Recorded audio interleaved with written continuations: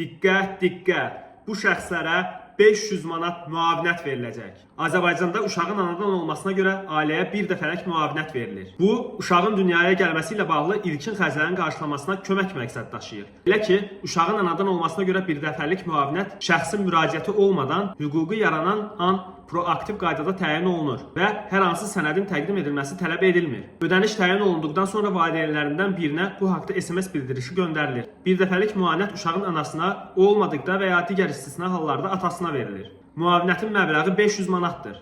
Onun təyin olunması barədə müraciət qeydə alındığı gündən ən gecə 10 gün müddətində baxılır və müvafiq qərar qəbul edilir. Müavinətin təyin olunmasından imtina edilməsi barədə qərar qəbul edildi isə 5 gün müddətində imtinanın səbəbləri göstərilməklə müraciət edən şəxsə rəsmi məlumat verilir.